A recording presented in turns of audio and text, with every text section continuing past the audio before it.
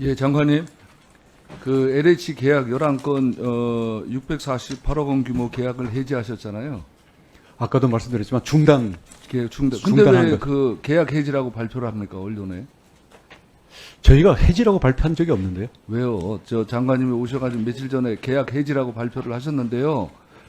이게 어떤 문제가 있냐면 저 양평 고속도로 무효화 선언하셨듯이 이것도 그 계약 해지라고 발표를 하시고, 근데 장관님 그렇게 발표하시는 모습에서 무법자의 모습이 보여요. 무법자.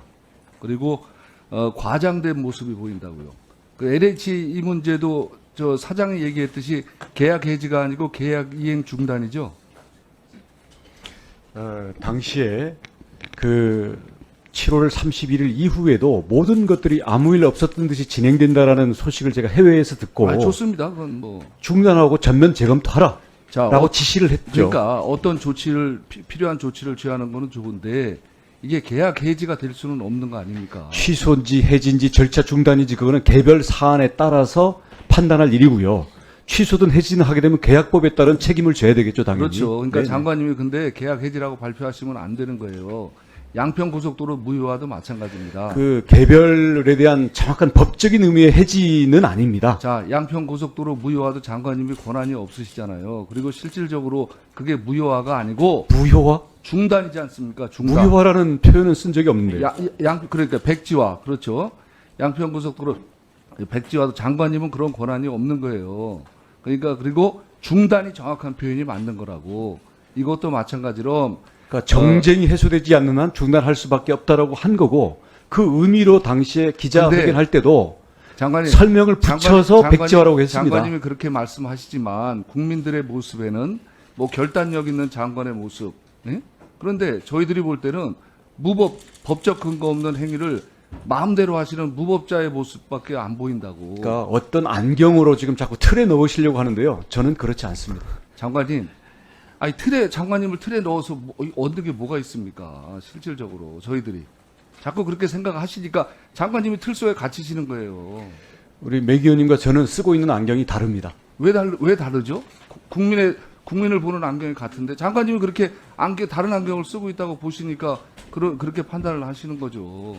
자꾸 그렇게 프레임 씌우려는 그런 부분에 대해서 저는 장관님, 프레임이 드릴 아니고요. 말씀이 없네요. 그러니까 장관님이 오늘이라도 어떻게 하셔야 되냐면 명확하게 LH에 대한 조치가 필요하다. 그래서 전면적인 계약에 대해서 재검토를 하고 일단 중단시킨 다음에 그 나중에 추후 필요한 조치를 취하겠다. 이렇게 말씀하시는 게 맞는 거지. 언론 인터뷰한 내용을 한번 보세요. 언론 보도된 거. 저희들이 경악을 했어요. 무슨 법적 근거를 가지고 하시는지.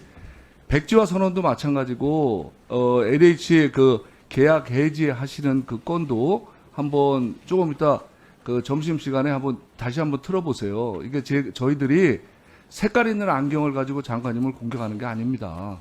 이게 그 당연히 문제가 있으면 시정을 해야죠. 한번 보시고요. 이게 근본적으로 계약이 해지될 수가 없는 거고 이게 중단해서 재검토하는 게 맞는 거죠. 그렇게 정확하게 표현을 하셔야 된다는 얘기예요.